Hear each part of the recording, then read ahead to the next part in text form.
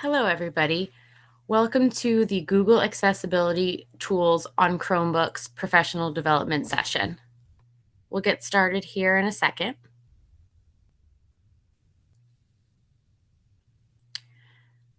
All right, so what we're going to do is I just wanted to let everybody know that this session is being recorded for those who couldn't join us right now so that they can watch the session at a later date or time. Again, the session is going to be recorded and is viewable at a later date and time. I just wanted to give you guys a little bit of information about myself. My name is Ashley Thomas, and I have been the Assistive Technology Specialist at Northampton for the past 10 years. And I work collaboratively between the special education and technology departments. I do currently have my Google Certified Educator Level 1 certificate, and I'm looking to continue on to Level 2.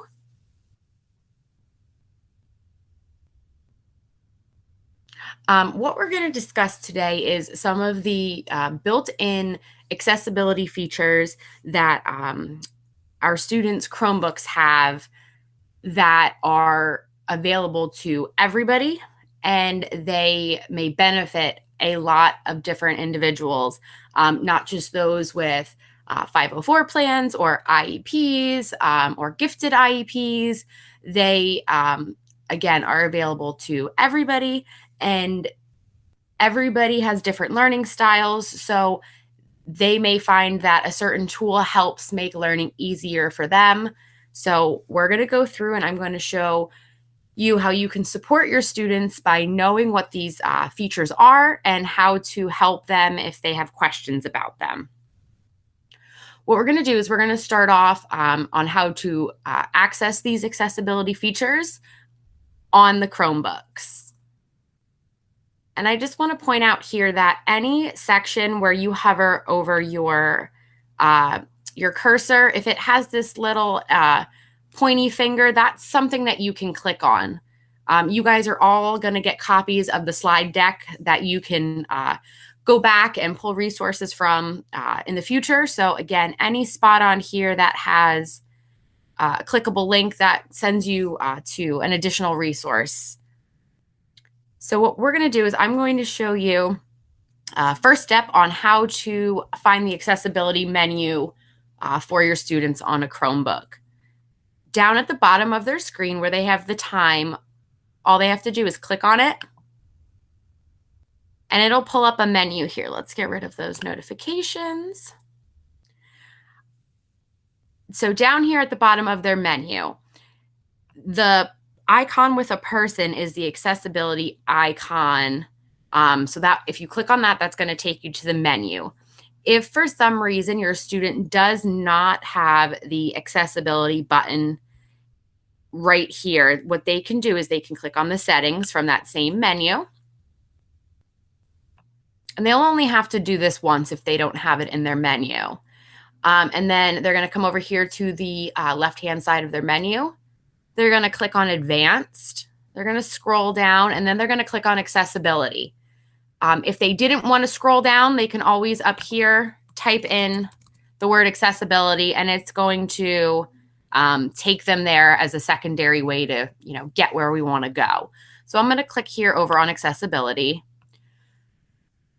You'll want to make sure that your student has Always Show Accessibility Options in the System menu toggled on, which is what I have, and that's why it's showing blue.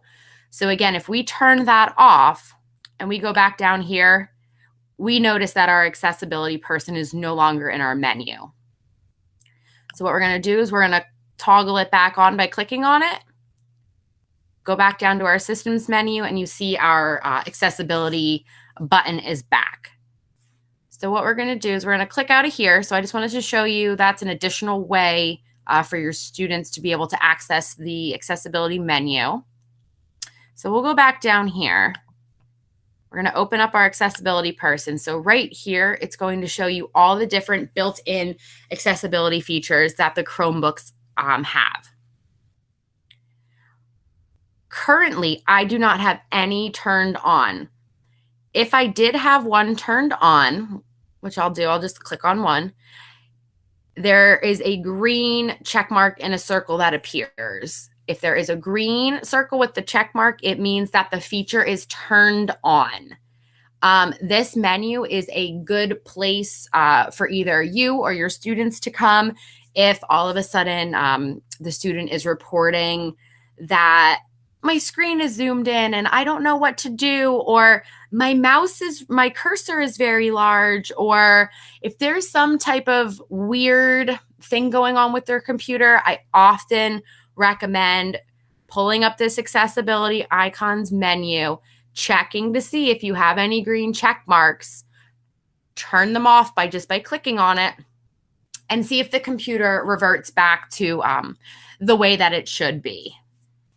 So again, the easiest way for your students to check to see if one of their features is turned on, click down here at the time, click on their accessibility person, and see what, if anything, is turned on.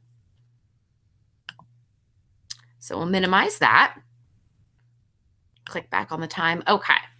So what we'll do next is we're going to go on to talk about some of the specific accessibility features that are available. One of the ones that I really like to hit on when I'm talking about the Chromebook accessibility features is it's called Select to Speak. It allows your student to select specific content on their screen so that they can hear it out loud in a synthesized speech to aid in comprehension.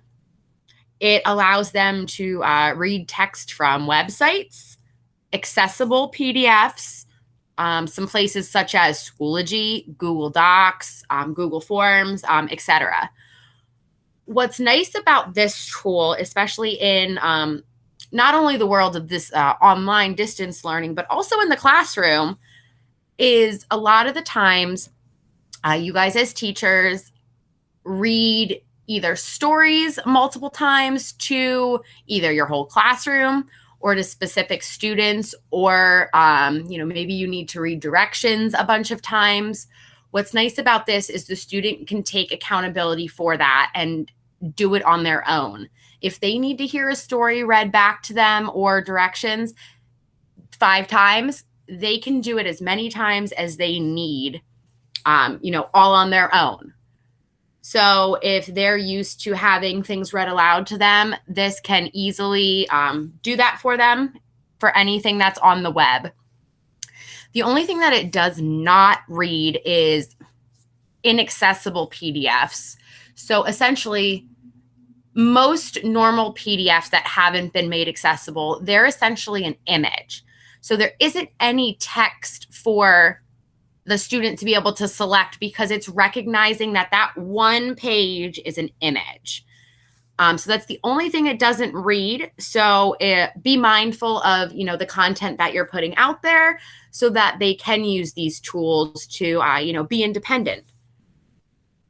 And again, just want to highlight that right here is another resource. So if you were to click on that in your slide presentation, it's going to bring you up to additional resources that you guys can use if you think a feature is helpful for a student. You can print out the directions if there's a specific student you want to give it to, or if you want to print it out so that you have it on hand so you remember the steps. So again, anything that you hover over, like see right now, this isn't clickable. It just has my little regular cursor, but I hover over this and then you're able to click on that. I also put some of the YouTube tutorial videos on each individual feature that Google for Education has put out. They're brief, they're short, but they go through, and again, they will walk you through what the feature is, how to use it, and stuff like that, which is often great if it's been a while since you've seen the feature. You can always send that video to your student so that they can play it back whenever they need additional assistance. We're going to move on to, actually, you know what? I'm going to show you how the select and speak works actually. So what we're going to do is your student would click back down on their menu. they're going to go to accessibility, because remember, we don't have any of these features turned on right now. They're not all turned on by default. So they would just have to click on their menu, click on accessibility. And then again, they're going to want to find the select to speak extension. All they have to do, they just have to click on it. And now if you take notice down here on my toolbar down here, we have our new select to speak icon, which was not there before we turned it on. So now that we have that extension or that accessibility feature turned on, I'm going to go ahead and show you a couple of different spots where your student might be able to use it. All right, so what we're going to do is we're going to close that one out. We're going to go to, say your student had to do a research article on a website, or they go somewhere on the web and they just need that content read aloud to them. So down here, back at the bottom of the toolbar, you're going to have your student click on the select to speak extension. Next, we're going to have them highlight what they want to have read to them. So we're just going to do that. Northampton Area School District Superintendent of Schools Joseph S. Kowalczyk reported at the May. And then we're going to click back on our extension or our accessibility feature at the bottom to pause it. So if you noticed, as it was reading what we selected, it was also highlighting it, which is great for many people to stay focused, to kind of see exactly where, they are with reading the portion that they need to read. So again, super easy. They just click down on the extension, highlight what they want, and it's going to read it to them. So this is a website. We'll go over to a Google Doc. So you shared a Google Doc with a student that is, view only. They can't type in it, but you need them to read an article, read anything, whatever it is. They can do that also in Google Docs. So we're going to click back on our thing at the bottom. And we're going to highlight our whole paragraph this time. Welcome to this resource guide. It is meant to be helpful by providing guidance, tools, and resources to parents, caregivers of children. So we're going to click pause again. So again, it puts that box around to kind of have your students stay focused of, all right, this is where your eyes need to be on the screen. And also with the highlighting of the specific word that the select to speak is actually reading. So we went over that they can read some websites. They can read Google Docs. Say you shared a discussion post or something in Schoology that you want your student to be able to read. They can use this tool as well. We'll click back on it. And what we'll do is we're just going to select a couple of words this time and see how that goes. There we go. Has anyone successfully used Lens to submit to Schoology on an iPad? We do not. We're going to pause. So again, this time the tool, for some reason, read past what I had selected. So again, just playing around and seeing exactly how the tool works. And again, I'm not exactly sure why it kept reading this time. But again, whether they're in Schoology, whether they're in, if you do stuff in Google Classroom, they can do it in Google Classroom as well for our younger grades. Another place that they can have things read to them is in Google Forms. So if you created a quiz or a test in Google Forms and they need to have the information read aloud to them, whether it be the question or the answers, they can utilize this feature in there as well. So we'll go down and we are going to have it read.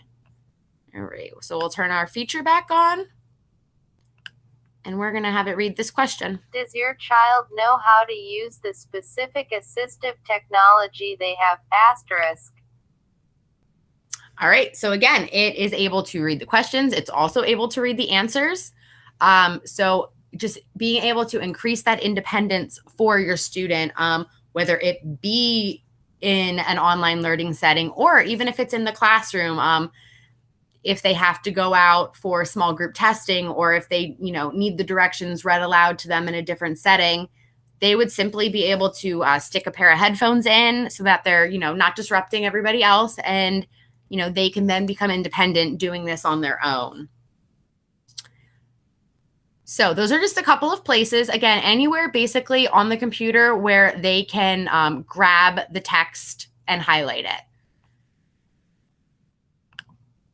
So we're going to go on to our next feature. Our next feature is voice typing. Basically, it's speech recognition on the Chromebooks that enables your student to use speech to text dictation in programs where you would normally type. Remember, in our previous slide, we just talked about basically text to speech. And now with voice typing, we're talking about speech to text. Voice typing is helpful for those who struggle with writing, typing, or with getting their thoughts out. Often students have the disconnect where, they're either, physically handwriting, and that's, arduous for them, or, they're looking for the letters on the keyboard, but by then their thoughts, they've lost out on those thoughts because they're having to focus all their energy on, another task. So this is great because literally as they're talking, it's going to type out what they're saying. Again, just a reminder, you can click up here on voice typing. It'll take you to an additional resource. And then again, there's an accompanying video you guys can watch. So I'm going to show you, there's actually two different types of voice typing on the Chromebooks.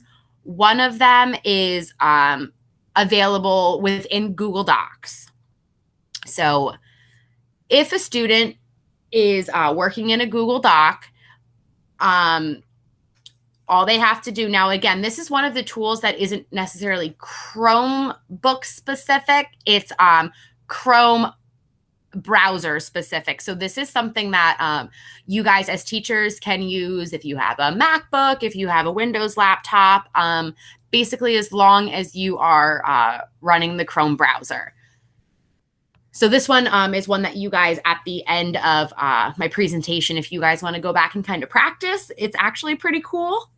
Might even help you guys with writing IEPs. So you don't have to sit there and type everything. Or again, if you have to type up a report for a kid or an email, it's a great way to do it at a faster speed. All right, so here we are within Google Docs. They will go and they'll click on Tools. They'll click on Voice Typing. So they can either go through that route through the menu, or they can, there's a lot of different keyboard commands. If they typed in Control-Shift-S, it's going to bring up that voice typing box for them. So we're going to click on it right here. The first time that your student or you use this feature, it's going to most likely ask you to allow the use of your microphone. You're going to have to click yes. If you click no, it's not going to work. So what we're going to do is we're going to click on this, and once we click yes, our microphone is going to go to red, and then it's going to be actively typing what we speak. So we'll go ahead and do that. It's super cool. All I have to do is talk, and it's going to write whatever I need typed for me, exclamation point. And then all I had to do was click back on the microphone if I needed to pause, or I needed a minute to collect my thoughts, or if I was done. So as you can see, let's go back and look over it. This came out pretty accurate. Again, sometimes it misconstrues a word you're saying. So your student is still going to have to go back and, proofread and edit and make sure that, did my punctuation come in? Because again, you have to say it. You have to say the punctuation that you need. I did another one day where I had put in my punctuation, and the program did not capitalize the first letter of my next sentence.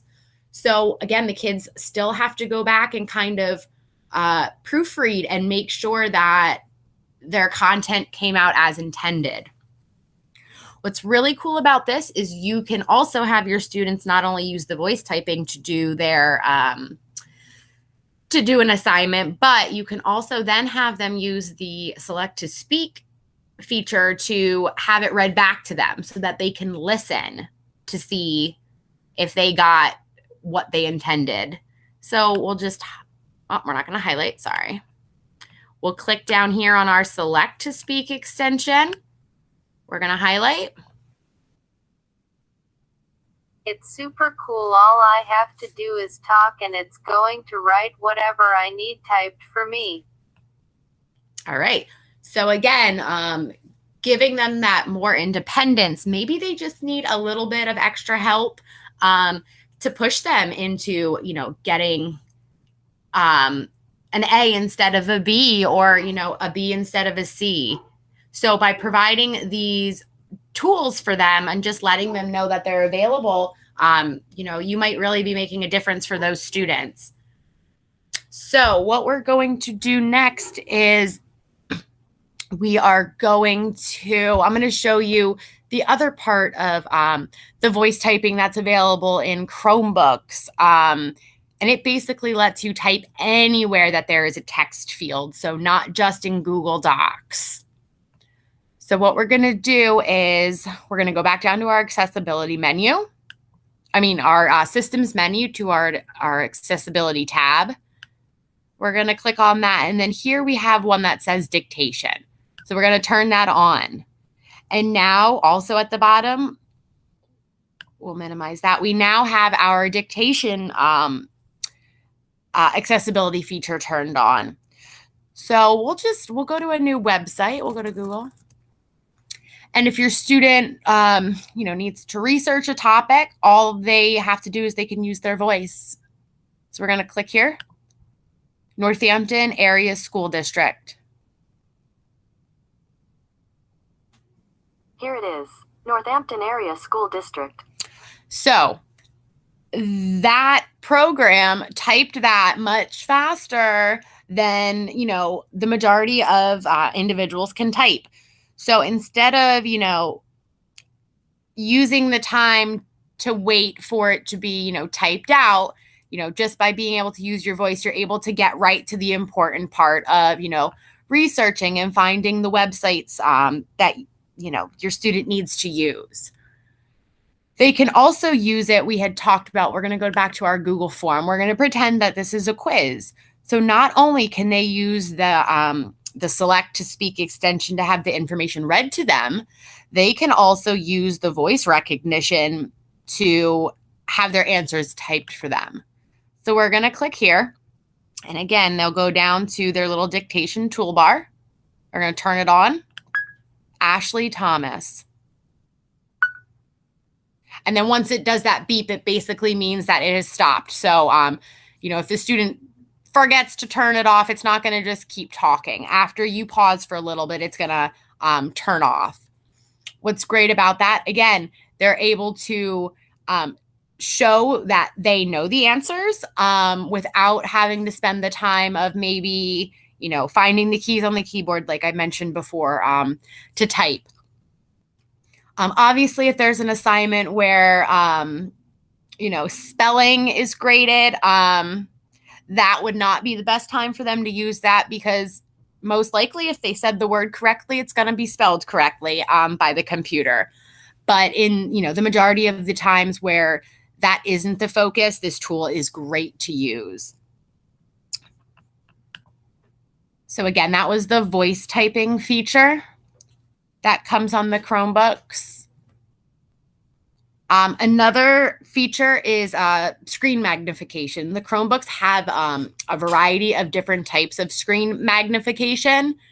Basically, it allows your student to see their Chromebook better. They can change their screen size, they can zoom in, they can magnify their screen. It's helpful for students who need the information on their screen enlarged. It's even helpful for, other individuals who just are like, that text is way too small. It just allows you to have, the control at your fingertips to see the information that in a manner that best suits the individual. So what we're going to do here is this also is a little helpful tip about these are two of the different types of magnifiers. We have a docked magnifier and a full screen magnifier. I stuck the video here that you guys can have to watch. We'll move on here. Actually, we're going to go back. What we'll do next is I'll show you some of the different types of the magnification that the Chromebook does have. So we're going to click back down here on our systems menu. We're going to open up accessibility. And what I'm going to do is I'm going to turn off the two features that I have turned on because I don't need them right now. They can be kept on, but sometimes different features, they don't interact well with each other. So if you notice a student's computer is acting a little wonky, try to go to their accessibility menu and, check that they don't have them all turned on, or, train them to, turn them on as needed. So what we're going to do is we're going to go to the full screen magnifier. These magnifiers are definitely one of the features that can be very helpful. But if a student doesn't need them, they also can become very confusing for, both student and staff, because your computer is going to look a little different.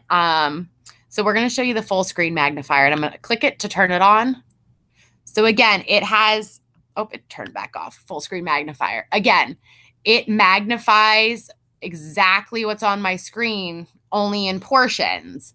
So if I want to see other content, I'm going to have to move around, whether it be, on my touchpad, or if you have a touch screen, if your student has a touch screen, they can do it on the screen. So again, it is increasing the size of the content on the screen, but you do have to move around a lot to be able to see everything. If your student accidentally turns this on, what we'll do is we'll go over here, and we have to have them, get back down to the bottom part of their screen, all the way down, click on their systems tray, click on accessibility, and then we're going to click back on our full screen magnifier to turn it off. And there you go. Everything looks normal again. The other one, the docked magnifier, this one's a little more user-friendly to use because we're going to click on it. We're going to turn it on. So you can see down here towards the bottom half of my screen, I can still see everything in its normal size. But as I move my mouse, the docked magnifier is up here at the top. It makes it a little easier for, you to be able to kind of know where you are in the sense of your screen. So again, this just magnifies exactly certain parts where you are. And to be able to turn it off, again, all the student has to do is go back down to their systems menu, click on accessibility, scroll to their docked magnifier, and then they can go ahead and turn that off.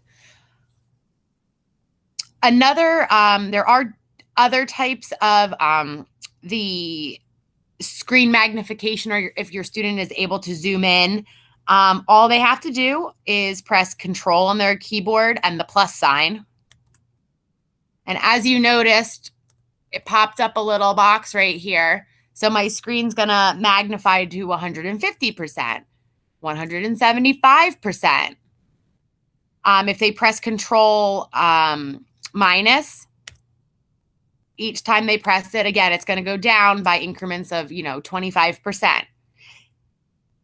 If your student has played around with it a lot and you're kind of stuck, you can teach them to press Control 0, and it's going to reset it back to the normal 100%.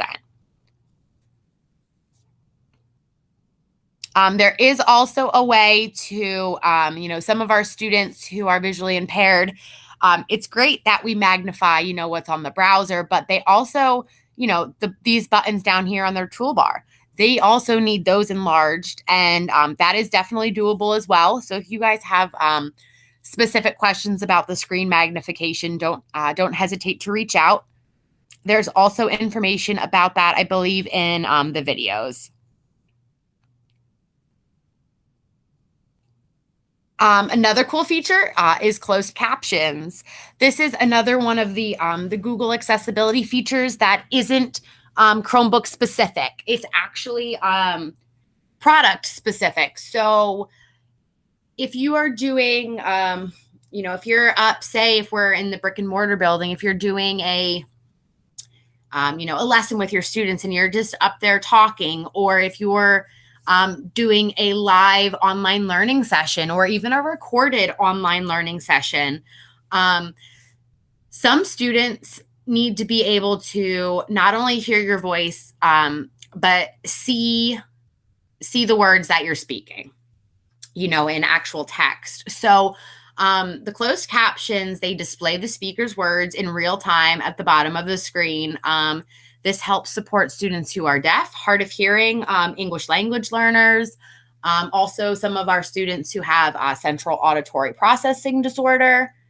And like I mentioned, it's great to be used during live online learning meetings, such as your Google Meet sessions. So I'm going to show you how cool this works. And again, if you are presenting something, all you have to do is you have to just go to Google Slides, and you don't even have to have a presentation. You literally only need a blank presentation, and you need to put it in the present mode for the captions to work, and that's it. So what I'm going to do is we're going to go over here. I'm going to open up new slides because I don't have a tab open for that.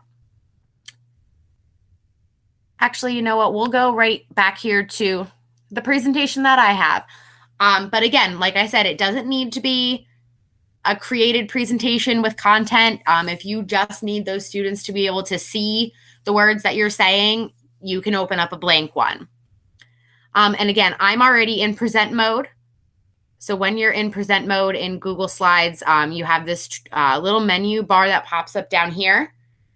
All I would need to do is click on captions. So I'm going to turn them on. And you notice now that my captions, it's like an orangish yellow. And as you can see at the top, everything I'm saying is coming up. So what we're going to do here is you can move the captions. You can move them to the bottom. Again, wherever you think it's either best for your students or, maybe you have something blocking the content at the bottom or the top. Also, if we click back on that, we can also change our text size. We can make it anywhere from small to extra large. It's currently on medium. But if we make it, the larger we make it, the less text that stays on your screen at a time. So again, if your student needs to be able to, read it, you might want to make it a little bit smaller. So I like to put it back to medium. And what we're going to do is we're going to turn those captions off just by clicking back on it. What's nice about this, again, it's in real time. They're able to follow along. If you're not recording your Google Meet session, the captions, again, they go away. There isn't a transcript if there, doesn't need to be. What's also nice about this is your students can do this on their own. If you guys are, in a classroom and, they need their computer at their desk, but they also need to be hearing what you're saying and seeing it, they can pull up a blank slides presentation and, do that all on your own. Or if you think multiple students in your class would benefit, you could project it on the board so that everybody can see. The farther away that a computer is from the person speaking, obviously it's going to, it might not get everything that's being said. So it's important that, if the captions need to be available, that, the computer or a microphone is close to that speaker. So again, those are closed captions. This is something, again, you guys can practice turning on and moving and manipulating the settings because it's not Chromebook specific. All you need to do, again, is go to Google Slides, open up a presentation, and click Present, and turn on the captions right down here. All right, so what we're going to do is we'll go on to the next feature. The Nightlight Mode feature is great. It's something that you guys are probably familiar with, if you own a cell phone or another, technology device. it basically, it's reducing the amount of blue light coming from your screen. So it's not going to be as bright and straining on your eyes. This might be helpful for those who suffer from headaches or eye fatigue, or, the increased amount of having to be staring at a screen. Super easy to turn this on as well on a Chromebook. Your students would just need to go back down to their menu by the time, and you see our Nightlight feature is separate from the accessibility. So all you got to do, click on that, and it turns on, and you notice my screen kind of wasn't as bright. It's more warmer. And again, it's not as hard to look at. And we will turn it. We're going to turn it back off. There are additional settings for the Nightlight feature if your student goes into settings right here. And again, the easiest way to go and find anything in settings is to start to type. We're going to go back up here. Make sure you're in the settings thing. So we're going to go Nightlight. And it's going to show us where that is. Again, it tells you where to click, displays, and then here's our Nightlight. We're going to turn it on. And once it's turned on, they can adjust the coolness of the color temperature, make it warmer. And they could also schedule it so that, if it's at nighttime when, they're doing a lot of their work and the screen is just too bright, they can actually have it set that it's automatically going to turn on or off, between sunset to sunrise. So again, that's an option, or they can just manually do it when they feel like they need to do that. So we're going to close that out, and we're going to go back to our menu, and we're just going to turn our Nightlight mode off. Another area is some tools that help students who have dyslexia. There are certain fonts that are available within Google Docs, and that help students who are sensitive to visual crowding improve their reading, and also their writing. Because, as a student is typing, if the font is too visually crowded, they're not going to be able to easily go back and, kind of read that content to check that it is what they intended it for it to be. So what we'll do is we'll open up a Google Doc. And again, this one is not Chromebook specific, but it's Google Doc, Chrome OS specific. So what we're going to do here is we're going to go to our font menu. And I have a couple of the fonts. The font is called Lexend. Since your students most likely don't have these added to their font menu because they haven't used them before, all they would have to do, again, and this is something you can do as well on your computer to practice after the session, you go to More Fonts. And again, I already started to type it in. So all they would have to do is type in Lexend. And there are a variety of different Lexend fonts here. All you have to do to add it to your font list is click, you get your check mark. Again, you can add one, you can add all of them. And I'm going to click OK. And now, see, we have our new fonts. So we're going to click on one, and then we're going to start to type.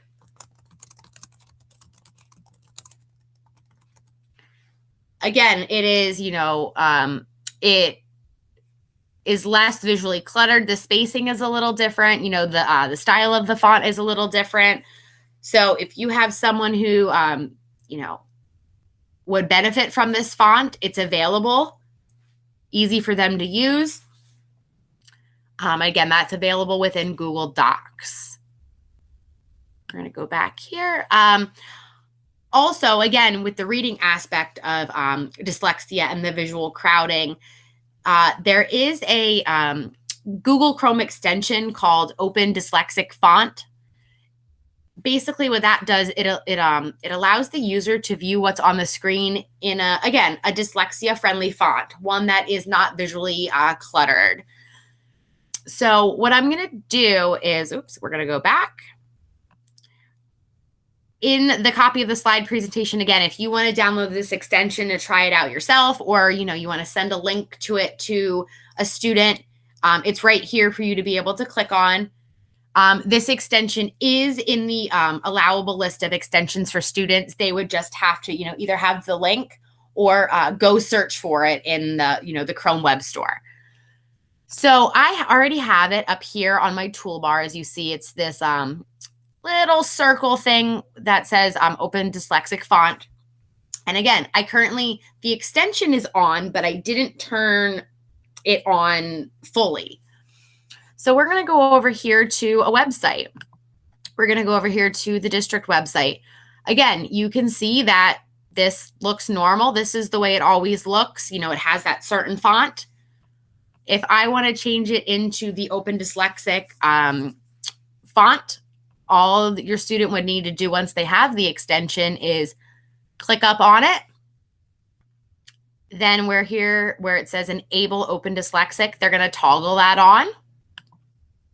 So now we toggled it on, and it's going to take a second here for the website to kind of change, as you can see. So now, if you remember, our text did not look like this before. Now it's in one of those, dyslexia-friendly fonts, so that maybe this is easier for them to be able to, scan the text on the website and be able to read it quicker. So again, our website is exactly the same. It just converted it to a different font.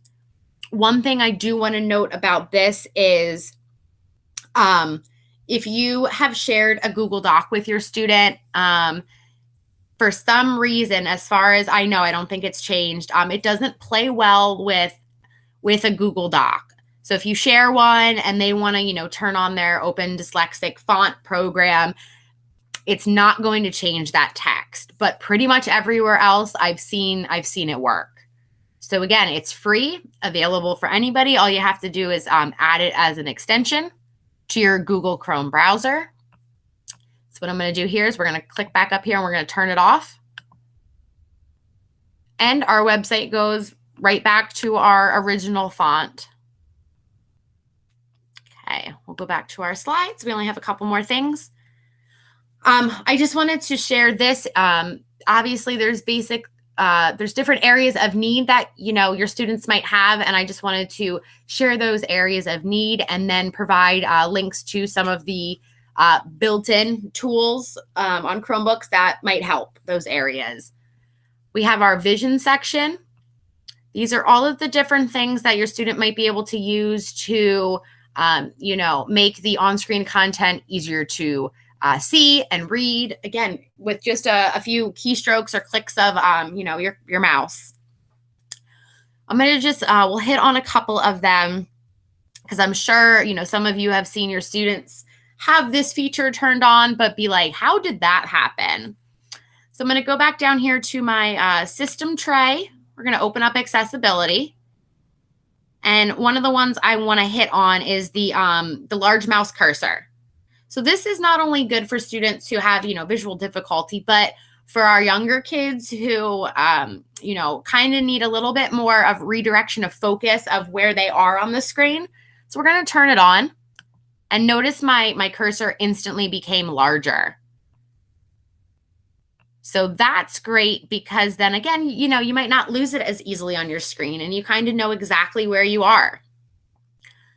Like I mentioned before, you can turn on more than one feature depending on the needs of, your students.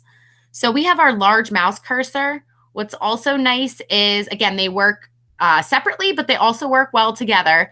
There is the highlight your mouse cursor. So I'm going to click that one. I'm sure a bunch of you have seen, this red circle that the students have. That, again, kind of helps you refocus of where you are on your screen, where you're going to click, what content you're hovering over. So again, if they don't need their cursor enlarged, they can turn that part off, but they can still keep the, the highlighted mouse cursor. And again, remember, great place to check to see if your student has it turned on is to just have them go to their accessibility menu. So what we're going to do is we're going to turn that off. All you need to do, again, if you need more information about how a feature works or directions you might want to print out, all of these things are links that go to an additional resource for you guys. There's also the high contrast mode, which basically inverts the colors on the screen. That works for some students. Some students, again, they need it. Other students just like the way it looks. So I'm sure, you know, one or more of you have seen before and you're like, why does that screen look like that? Most likely they've turned on, you know, one of the accessibility features. The hearing area of need. There are a couple of different, you know, things that are helpful for someone who is deaf, hard of hearing to access, you know, information and audio based content.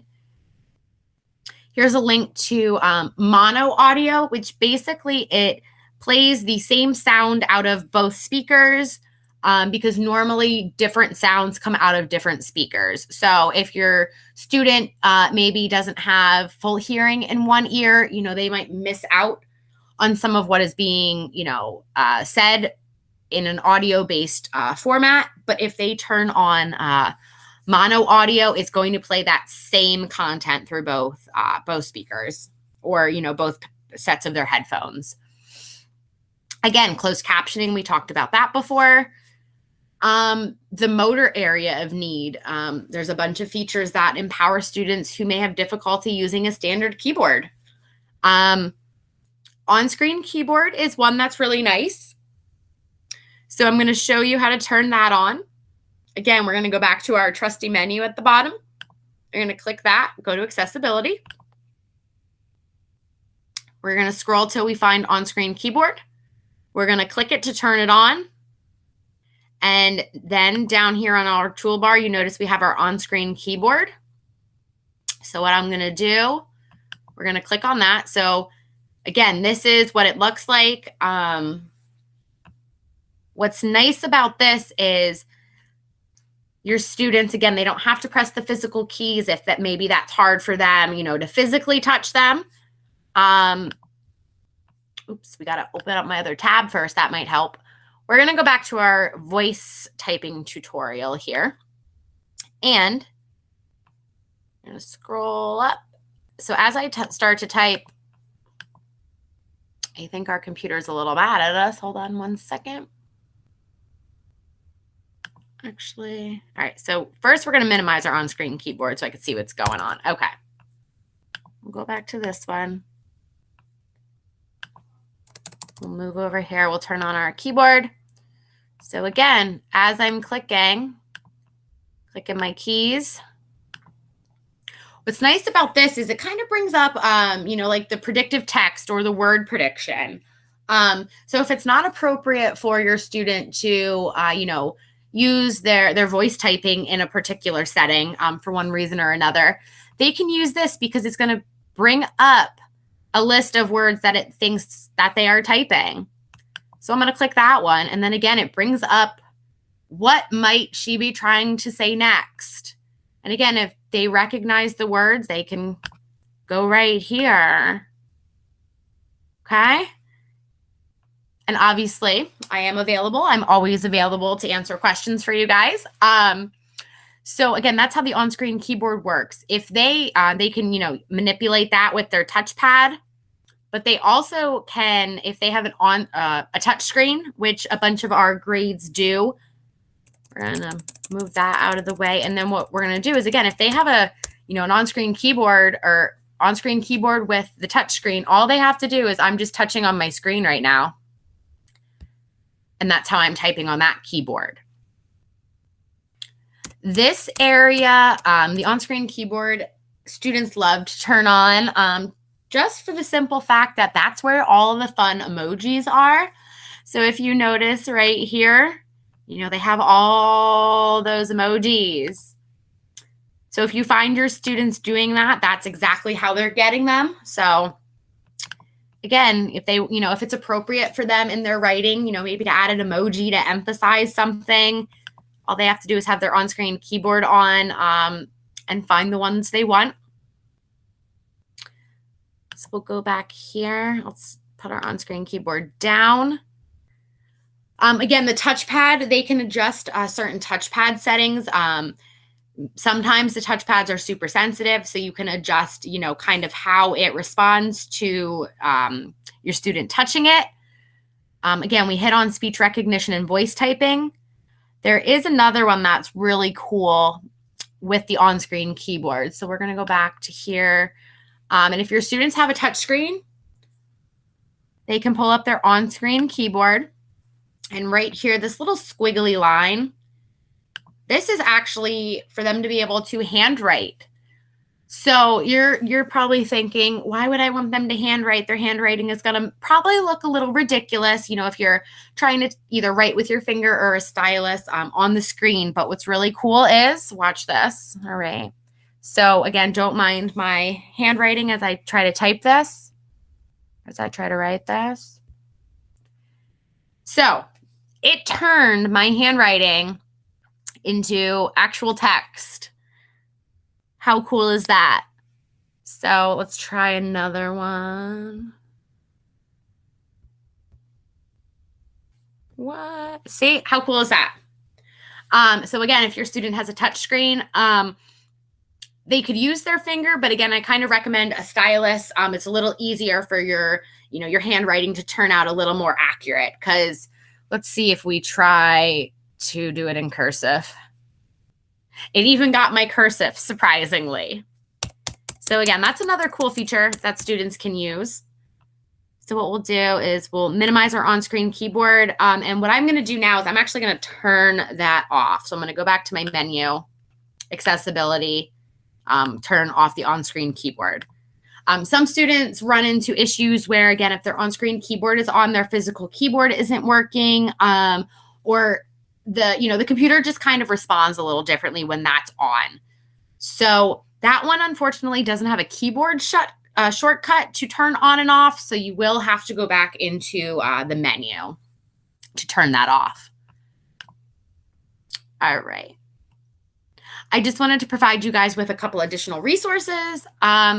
Google for Education came out with some really cool flashcards on some of the various accessibility features. In the past, I've printed them and cut them into individual little sections, and I've laminated them to share with students, because it's, a lot easier if you just have, one little, it's a little bit bigger than, the standard index card, but, your students can have that on their desk.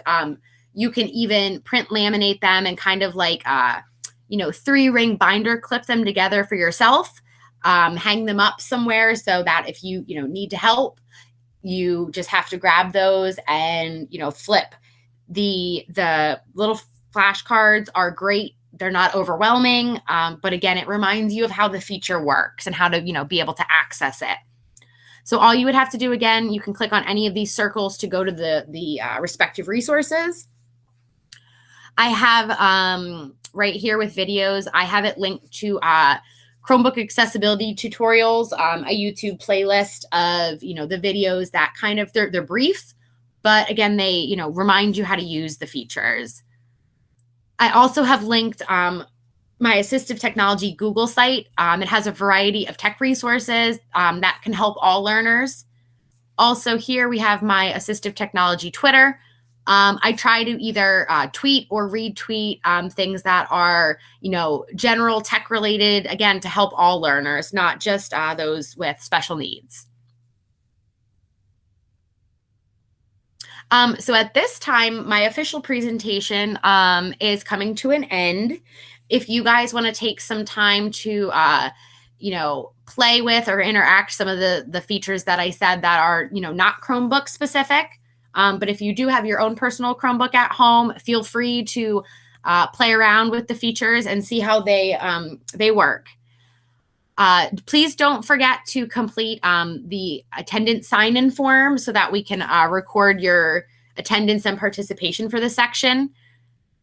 That is available. You can click either here where it says the sign-in form.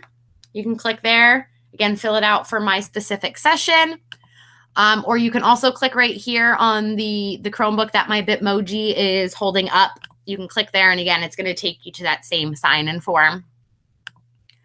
If you guys have any questions, now or in the future, or you want to discuss something further from the session, please don't hesitate to reach out. You can contact me by email, and we can try to help you out there. So I wanted to thank you all for joining our Google Accessibility Tools for Chromebook session today, and I hope you have a great rest of your day.